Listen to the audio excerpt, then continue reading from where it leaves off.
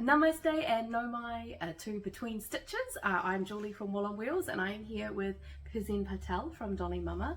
We are recording in Takanini, very south, Tamaki Makaurau, Auckland. And I will let Dolly Perzen introduce herself and tell you a little bit more about her. Sure, kia ora, and thank you for having me. I'm Perzen, and I like to call myself the Chief Tasting Officer at Dolly Mumma. Also, because I do all the technical side, so it kind of works if you call it the CTO. And Dolly Mumma is a family business that I run alongside my husband Rushad, and we are on a mission to take Kiwis beyond butter chicken. So we do a range of curry pastes and spice blends to help Aucklanders and New Zealanders try something that's beyond butter chicken. Which I can vouch are delicious. I have eaten them in the past. Hashtag, not an ad. So Perzen and I know each other through the She Owns It community. So we've interacted online a lot. Met very briefly once when she very kindly delivered me my curry sauce during COVID times. And yeah, we've just sort of stayed connected, and I thought you might like to know more about her and her tasty curry sauces. So let's take a back step. How did it all start? So it started because when I got married, I was living in India, and I used to live with my in-laws, so I was quite lucky because I didn't really have to do all the cooking grind of things. In India. We had a cook who would come and do most of the cooking if you kind of decided what you wanted cooked. So when we moved back home to New Zealand with 2 young kids, that was sort of very much a trial by fire because we both had full-time jobs. It was my first time kind of managing a home all by myself, and I learned that kids eat a lot of food. So I was just then ending up spending like all this huge amounts of time. I was really struggling to be able to cook good food for my family, especially because with Indian food, which is what we generally tend to eat in our house, often patience is the key ingredient. And so what I found myself doing a lot was starting to make these kind of simmer sauces type of thing, or curry paste type thing, where I would use the weekend and prep a little bit of it. So I started making a base tomato sauce, or like a base or a curry paste and things like that, and then I'd keep it in the fridge, and that hugely helped me during the week when I was putting together the dinners. Around the same time, I was also, just because I'd come back, I was having similar conversations with friends, and I was really disappointed that suddenly in Auckland there was Vietnamese, there was Korean, and people knew what that was, and it wasn't all getting bunged as Asian food. But when it came to Indian food, the conversation hadn't shifted. We were still just talking about tikka masala and butter chicken. So that always was something that used to really annoy me. I think it was one of the days when I'd made something really quick, and Rashad was like, "Oh my god, we should just bottle this and sell it. Like, this is so much better than Patek's." And so that's kind of how the idea came on board. This was around early 2020, and then I did a incubator program that's offered by Auckland Council called the Kitchen Project. Cool. And they support food entrepreneurs who want to sort of figure out how to start a food business in Auckland. So I did that program, and I remember going in with 2 food ideas. I either wanted to do gourmet cheese toasties, or I wanted to do this curry paste thing that I had. I mean, you could still have your paste and a cheese toasty, so I feel like you still won there. That's true. Also now something I'm going to try. I can vouch, my customers have tried it, and so the tandoori avocado on toast is amazing. Sounds good. As is a nice korma, and I also put the coastal curry in a sandwich. So you're right, I can still do the cheese toasty. Yes, curry cheese toasties. This is a new thing. All right.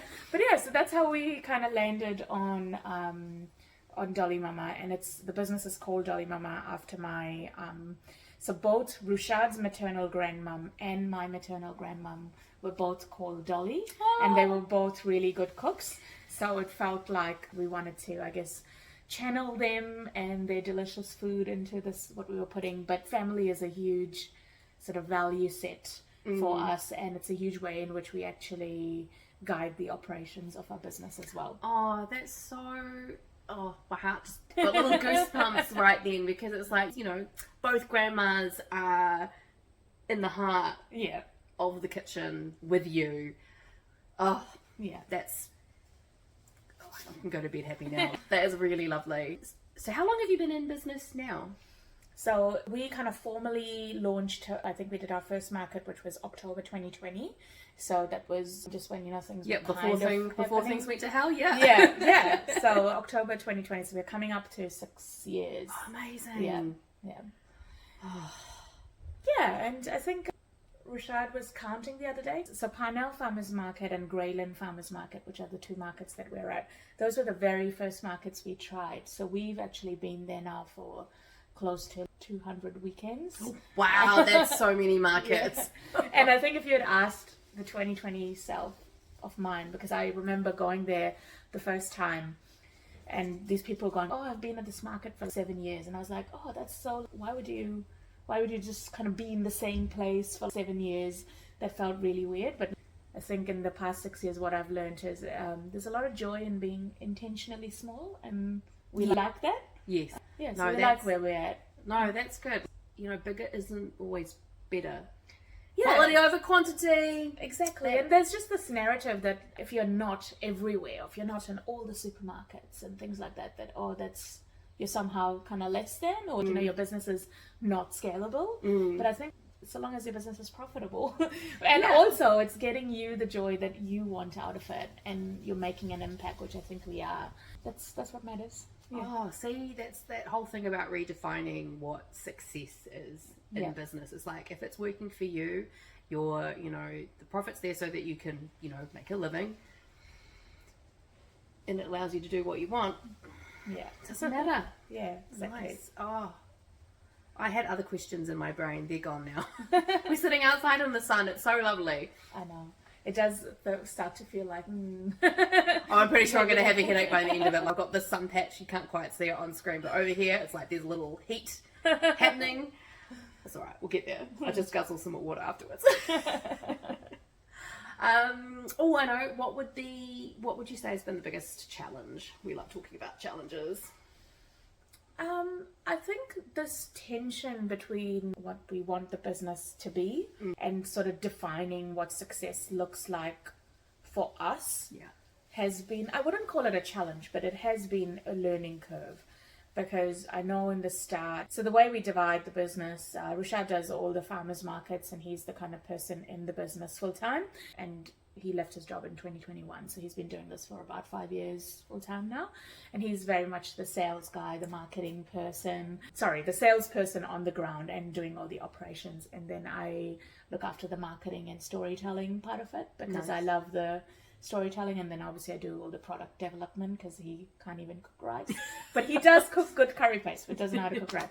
So I think for us, in the start, I was very much, because I did that incubator program to start with, then I did a couple of other different programs, and you know, they're all kind of geared towards put in a ton of money, go into the supermarkets, do this, and so it's all geared towards growth, and that narrative that growth is success, and therefore not growing is not success. But that's so that tension between, or that acceptance of like, but what do we want this business to do for us, and what does success look like for us, was the part that's been something that we've had to define. Like where where plateauing is often seen as stagnating, whereas for you plateauing is stability and the level of comfort that you want.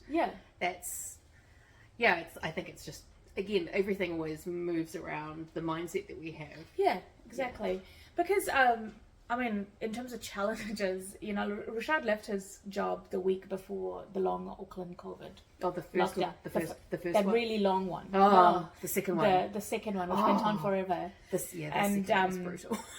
And as I said, he left his job 1 week before that, and our entire income used to come from farmers markets. So that was when we, launched our market. Panic stations. And like, I got so much done in 4 months, because nothing like having your backside on fire to get a lot of stuff done. So that was certainly a bit that was challenging, but I think, as I said, we use that momentum to get a lot of stuff done that we wanted to. And I think, of course, we've, touch wood, been going really well. So I think the business is going really well. As I said, we're making the impact we want to make. Yeah, it's just been about being like, we'll do it at our speed. Yeah. And no one speed is the right speed. Yeah. It's just, we're going at what... Everyone's going at what's right for them. You know, we have young kids, we've got a young family. We have to do it at the pace we can do it. 100%. And what, I guess on the flip side of challenges is, I mean, whether big or small, what have been some really heartwarming moments for you being a business owner? I think there's a couple. So one is the heartwarming moments on our customers' sides. Yeah. And for me, that's often customers coming to me and saying, we used your product this way, did you know? And it's completely ways that I would never have thought about using it. So I like to really pride ourselves that our products are very versatile. But as I was saying, the putting it on toast and having it with avocado, it's not something you associate with a tindery flavor. Yeah. Or, you know, people going, oh, I know someone made noodles with the korma paste. Ooh. And one of my customers, who was our very first online customer, she heard about us on RNZ and she still orders from us, Sandra. So shout out to Sandra. Her son makes a tindery prawn spaghetti and it's his favorite thing to have. And again, it's not something I would associate with spaghetti. Yeah. So I really love seeing my customers kind of using it in their everyday food, because that is what I wanted to do. Yeah. Yes, I want to, you know, spread the gospel about Indian food, but at my heart, I was a tired mom who just wanted to make dinner easy. So it's really nice to see other people using my product to like, do, you know, do the thing that I wanted. It's like them to do. the new wave of fusion food. Yeah, exactly. Yeah. So forgive me if you're Italian. I also put ghee in my spaghetti. It's developing that kind of new style of food. So that's definitely been a joy to kind of, you know, put something out into the world and then see other people riffing off of that. And I think for me on the business side, I'd say I've had lots of opportunities to, you know, do some writing and to really start to change that conversation beyond butter chicken. So that's always been very important to me. You know, Rashad is, as I said, very much the business guy. So he's very much like, well, what's going to make us a sale right now in the farmer's market? And you need those people, right? Yeah, but but my marketing storytelling heart is, you know, always so joyful. So I just got an opportunity. Auckland Libraries, they're putting together a book about 25 years of Auckland, and they approached me to write an essay in there. Sorry, this is so annoying to have to edit out, and I might not even manage it, but I've got like an eye situation. Oh, no. Oh, that's okay. I'm starting to weep. So we're just gonna rub. It'll be a great blooper. Okay. All right. Sorry, as you were. Auckland Libraries.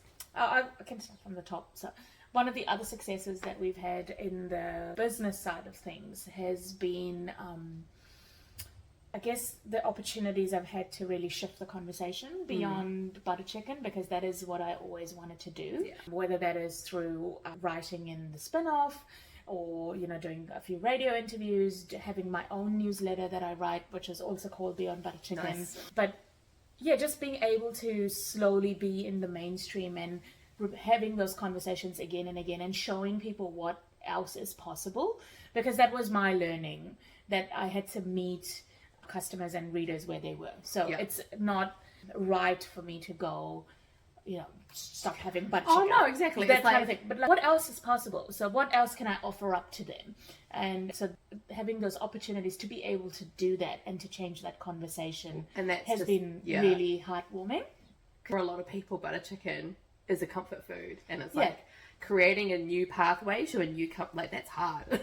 Correct, and that's what I learned. So originally when I launched the website, I remember we used to call our contact us button the no butter chicken hotline. And then I got some feedback and they're like, oh, actually that's quite condescending, I quite like butter chicken, and people were getting quite defensive about their butter chicken love.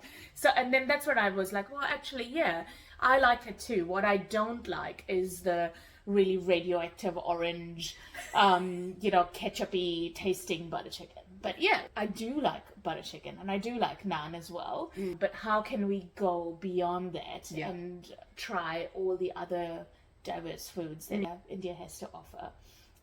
So yeah, I recently got an opportunity. So as I was saying, Auckland Libraries is putting together a book for 25 years of Auckland being a super city. Oh, yes.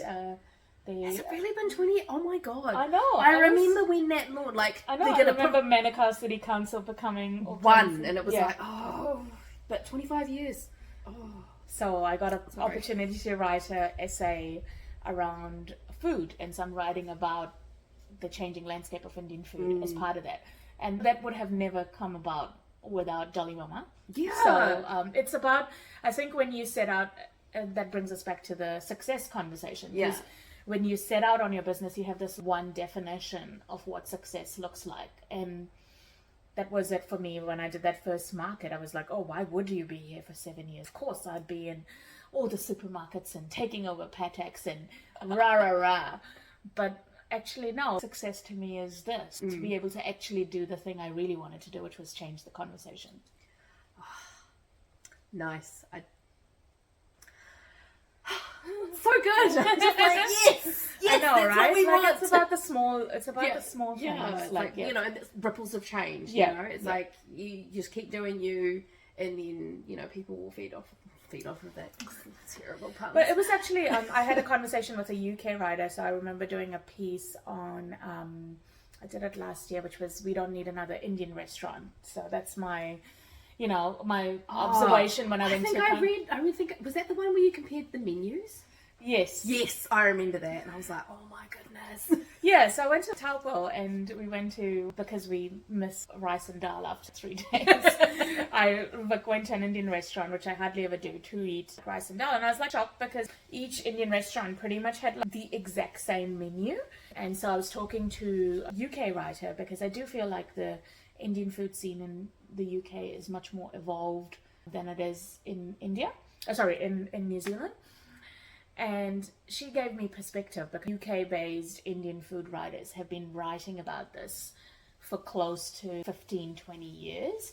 And you're just now starting to see the very first kind of like regional Indian restaurants opening up. And, you know, also Indians moved to the UK like way earlier than they did to New Zealand. True. So that gives me hope. We'll get there. It's like we're coming. We'll catch up eventually. I mean, we are at the bottom of the world. It'll take a while. Yes, exactly.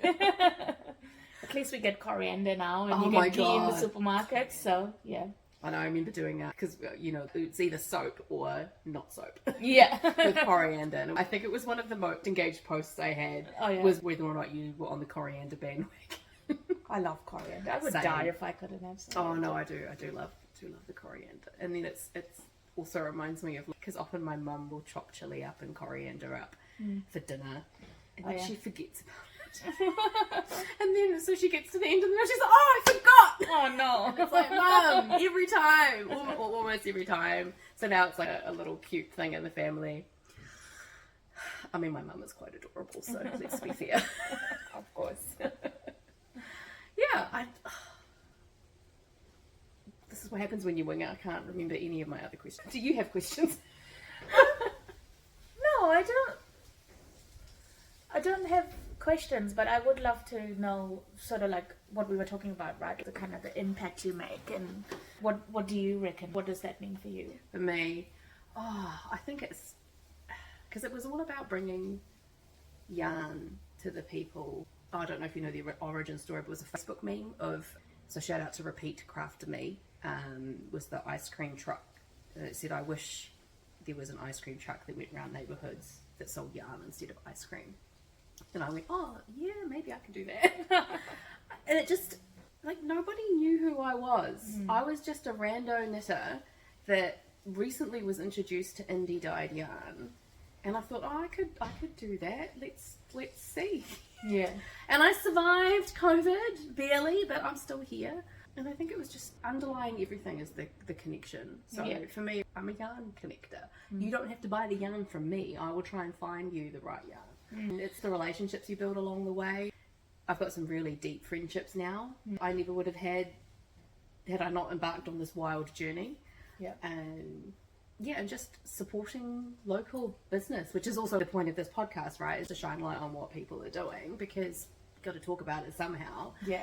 And yeah, the whole point of my business is supporting dozens of small dyers and accessory makers, and helping them get their product in front of the people who want to see it the most. And it's all New Zealand brands. I think two things as you were talking that stood out to me was, one is when you have a kind of idea like that, it pays to just start it. I know that this goes against all business advice. Right. Do your research. Screw the advice. Blah, blah, blah. Oh, yeah, there was zero research. And there is a place for that if you are doing those kind of big scalable businesses and all of that kind of stuff. The joke, by the way, is I started a curry paste business because I was burnt out from my catering business. And now if you talk to anyone, they're like, FMCG is the hardest business to be in. And I was like, why didn't I talk to a few people at FMCG before I started to bottle this? But what I think when you were talking about yarn, what stood out for me is, if you genuinely really like the thing that you do, or it's a problem that you're solving for yourself, then you don't have to do a lot of that research, because often it is like when I'm writing emails to my customers, I'm writing to a friend because it is another friend who also has dinner issues. And even with the curry paste, I still struggle with what's for dinner. So I never find it as a problem, because it's the thing I want to talk about. Food is the thing I want to talk about all the time. Yeah. So I think that one, and then as you said, the other bit was just to start, and then you figure it out. And I think the business bit also, but the business will move as well. And I think they're learning to, I guess, be okay with mess. That, right? Yeah, be with the mess. Be with the mess. And someone told me that, you might be in the messy middle for 15 years. And I was like, okay, well, then it's fine. We're on 6, so we're okay. There's so much, there's lots of mistakes that you don't want to make. And I find that's even in business, but also within crafting. But mistakes are where the learning's at. Yeah. Oh, God, I remember one. Oh, God, it was early on, and I had coded the products wrong, and I ended up with a $5,000 GST bill that I had no money to pay it. And I worked this out a few days before the 31st of March, and I was in tears. Oh, no. And I just got on the phone to Inland Revenue, and I'm like, hi, I've had an error, and I fixed it, but now I have a really big error. Yeah. They're just like, no, don't worry, pop you on a payment plan, you'll have to pay interest, but it was fine, and worked it out, and we fixed the error. And then the next big faux pas was, I had organised a retreat, everything was ready to go, except lockdown happened, and the only thing I had to do next was pay for the groceries. But because we couldn't go, I couldn't refund because I hadn't put the money aside. Guess who has a holding account now? So all retreats and gift vouchers, it goes straight aside, so that if anything happens, it's there. Yeah, that's such a good learning. Yeah, I think that was the next most expensive lesson. No, I mean, after that, it's been relatively minor things. Although I think the biggest, it wasn't an error. Shrinkage sucks. But I think it was end of 23, maybe. I was doing my big stock take because I'd done about a year and a half of travel and hadn't caught up on my stock take because I hadn't travelled as much. So I just didn't worry about it, and I should have, because I had about $2,000 worth of stock loss and nothing to pay it with, because my insurance is basically if the ferry sinks and my van is on it. Like, that's what insurance covers. Like, individual events and theft is not covered. But the community came to my rescue. Yes. I was just like, maybe I can get a couple $100 if people buy me some coffee, and that will at least not make me feel quite so miserable. And no, I had just enough come through to cover the base cost of what I owed people. So thanks, community, you're the best. Yeah. So that was probably, people really rally for you when the chips are down. Definitely. Yeah. And I think that's also speaks to the community that you build around your brand. And also the importance of it, right? Because again, coming back to that sales conversation, it's great to sort of make the sale on the day, but I guess it comes to sales and also all your values, which is what makes a great community. Because if you're just focused on that and you're not focused on the education, the why am I in it, and of course I can help you. Like I answered someone's email on a Sunday at 7 because they're like, I know. I'm making dinner and how do I use this and how much should I use with water? And my first instinct was, God, like if they bought a jar of Patex, would they be like emailing someone in Patex going, how much water do I add? And then I was like, oh, but wait a minute, our value is family and our value is that. So of course, if a family member asked you, you would reply to them. And that's what I meant by our values guiding our operations, because to me, when you do that, that builds your community. Yeah. And then that community comes back for you when you kind of need them. Yeah. Yeah. No, and then I think it was the first national tour, and this was week 3 of 7. I was exhausted. I was like having a great time, but I was tired cookie. And then I took it really hard when some random person commented on one of my events, oh, it's not worth it. And I'm like, what are you talking about? I'm driving hundreds and hundreds of kilometers to bring this yarn to you that you wouldn't otherwise get to see. I was very upset. But everyone just rallied around me and said nice things. I think what I did was I was like, okay, fine. That's what you're going to say. I'm going to turn this around. And I basically got everyone I got fresh reviews on my Facebook page. I don't know. I was like, can we get some reviews, please? Can we please just turn this around? And then it was really funny because it was a different person, but this exact same comment happened the following year. And I was like, nah, not again. Not on my watch. Yeah. When I'm traveling, I promote the events in the region. So the people who are commenting that are the people who've got no idea what I do. Yeah. And it's like, you don't understand. That's okay. I'm going to respond and explain it to you. Yeah. And I'll eat some popcorn while I'm doing it.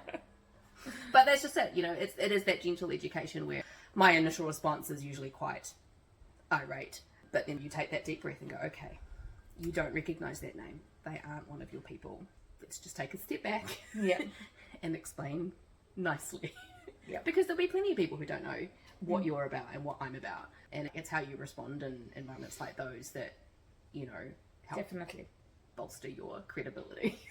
Yeah. It's about using that opportunity to say the thing that you want to say, right? Yeah. Take a page out of Christopher Luxon and not actually respond to the thing, but just say the thing you want to say and put in your message. Can we not talk about that? No. What I meant was the bit about reiterating your message. Yeah. Because I actually have values and I put people first. Yeah. Because that's what happened with the lockdowns. I lost 2 tours. And technically I could have gone. But the first one, because, Auckland based, we got level... Because basically we got level 2.5. Yeah. So in theory, the rest of the country could travel, but Aucklanders should stay put. And then even though I wasn't going to be in Auckland, I was from the hotspot. So I was like, nah, can't go. So that was, that was the pivot year. So glad it's over, right? Oh, well, I've kept pieces from it because that was when I converted the whole tour to virtual. So I did online pop-ups and it wasn't the same, but people appreciated what I was doing and got on board, and I managed to create Wool on Web, which I'm trying to work out how to bring back. I think, anyway, I'll save that for another day.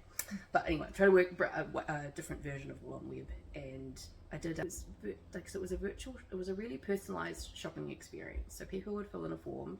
There was a small fee just to cover for my time, because they would put in a request and I'd go through all the yarn and come up with options for them. And then we'd have a half-hour video call to go through them and refine it. And it was people really loved it. It was the kind of attention that I can't actually provide during a pop-up. Yeah. Because pop-ups are manic. They're 2 to 3 hours long, and I have a lot of people in a very short time frame. I am working towards bringing in more helpers and things like that, but there's only one of me, but I'm the one that knows the stock, so it makes more sense that I'm with the stock instead of processing the sales. Anyway, growth journeys, improvements. But with that personalised service, I can actually look at what they want to do, think about all the product in my inventory and match things up without stress. I had time to do it. And then because we were doing a video call, it meant I didn't have to go through the palaver of photographing everything. Oh my God, photographing. Because of course screen calibrations don't do you any favours either. I mean, like, if your curry paste changed colour in the photo, it's not quite as big a deal as a colour change in here. Oh yes, no, I understand. Yeah, so that was interesting times. But now I'm trying to have a blend of the both, because in person is definitely where, it's just where true connection happens. And definitely. And I love, as tiring as it is, I do love being on the road. And I haven't been since 2023. I've done a couple of events since then, but not my proper tours. So yeah, getting there. Awesome. All right. Well, it's been lovely. Yeah, this has been chatting. pretty. Just all these little deviations. So thank you for wandering down memory lane with me. Yeah. No, thank you. It's always useful to take stock and reflect and be like, actually, yeah, I did learn a lot of stuff. Yeah. And ultimately, that's what it's about, right? Yeah. Doing cool shit and learning. Yeah, and making new friends along the way. Yeah. Awesome. Well, farewell from my new friend, or old friend, I guess, from us, and cook well and stitch many stitches. Ka kite.